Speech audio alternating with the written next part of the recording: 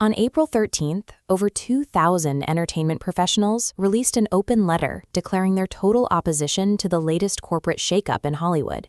The signatures included heavyweights like Jane Fonda, Joaquin Phoenix, and Pedro Pascal. Signing a document like this carries real professional risk. Showrunner Damon Lindelof admitted he was initially terrified of being blacklisted or losing his office on the Warner Brothers lot, but he signed anyway to protect the thousands of crew members whose livelihoods are tied to studio production. The target of their anger is a proposed $110 billion transaction.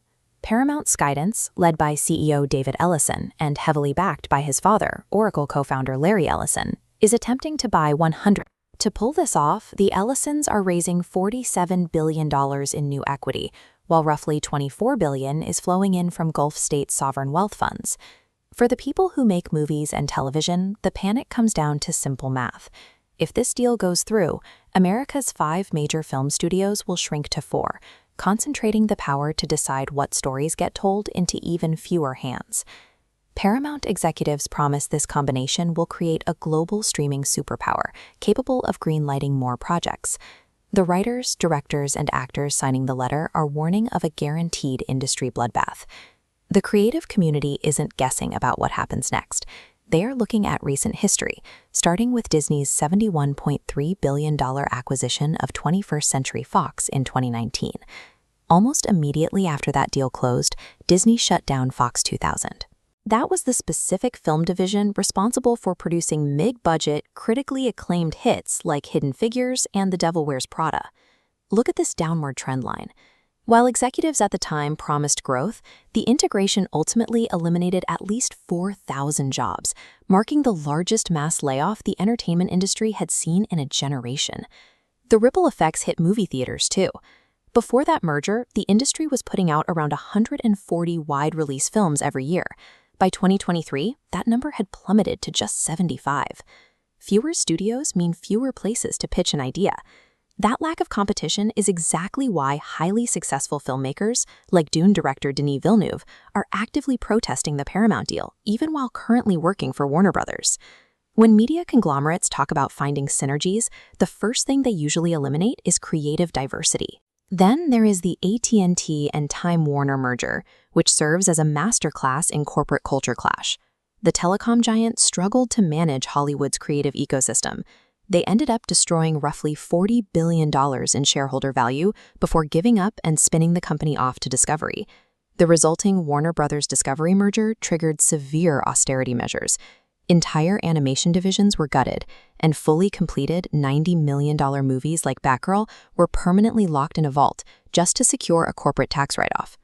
This graphic illustrates the financial pressure facing the new Paramount entity.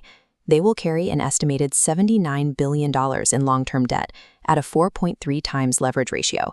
To service this massive burden, analysts predict the company must find $6 billion in cost-cutting. When a studio owes that much money, risk-taking becomes a liability. They are financially pressured to prioritize established, safe franchises over original, untested stories. No matter what executives promise on day one, the arithmetic of carrying $79 billion in debt requires thousands of layoffs and fewer movies. Warner Brothers Discovery shareholders are set to vote on the transaction on April 23rd. The deal is expected to pass, even though major proxy advisors like ISS and Glass Lewis have recommended voting against key parts of the agreement. A major point of friction is the compensation structure. While lower-level employees brace for sweeping job cuts, CEO David Zaslav is positioned to receive a golden parachute worth up to $887 million. The transaction is also facing intense political scrutiny.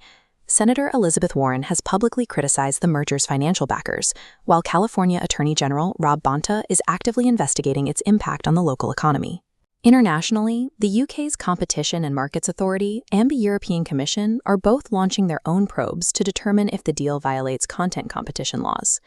The regulatory path is further complicated by recent disclosures showing that President Donald Trump purchased up to $500,000 in Warner Brothers Discovery corporate debt right as Paramount launched its bid, raising immediate conflict of interest questions. Institutional Hollywood is pushing back hard. The Writers Guild, the Teamsters, and the Directors Guild have all issued formal statements warning that the resulting media behemoth will suppress compensation, worsen working conditions, and raise prices for consumers. The thousands of creators revolting against this merger aren't doing it out of a resistance to change. They are protesting because they know the historical pattern. When massive media companies merge to appease Wall Street, the art and the people who make it are the ones forced to pay the debt.